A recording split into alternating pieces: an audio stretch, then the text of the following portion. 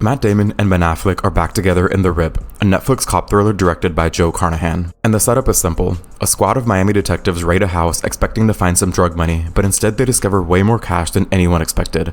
Millions of dollars just sitting there. And so now they're stuck. They have to count every dollar on site before they can leave, which means they're trapped in this house for hours while word gets out that there's a fortune up for grabs. Temptation starts to creep in, people start acting weird, and on top of that, dangerous people outside want that money back. It's a pressure cooker situation where nobody knows who to trust anymore. And for the first half of the movie, this premise really delivers. The cast, including Yeun, Teyana Taylor, and action star Scott Adkins all bring solid energy to their roles. Watching that paranoia build as these cops second guess each other is genuinely tense and engaging. The film feels like those gritty mid-2000s thrillers where the focus is on the characters slowly turning on each other rather than the mindless action. But then the third act arrives and things fall apart. The movie abandons the psychological tension and shifts into a standard shootout finale. Plus, there's some interesting choices, like when the characters walk outside after their house gets shot up, wandering around a foggy cul-de-sac where they're completely exposed yet nobody gets hit. The central mystery also turns out to be way more obvious than the film wants you to believe. Also, if you're enjoying this review, please be sure to subscribe. That said, The Rip works fine as a casual Netflix viewing. It's good enough to keep you awake and somewhat engaged, which isn't too bad all things considered. It's entertaining enough to hold your attention even if it doesn't stick with you afterwards. Since it's already on Netflix, you can check it out without any extra cost or effort, and that convenience suits this movie perfectly. It reminds me of films like End of Watch. That comparison kept coming up in discussions, though it doesn't quite reach that level. Still, if you're in the mood for a decent cop thriller and you've got Netflix, it's worth your time. Thanks for watching.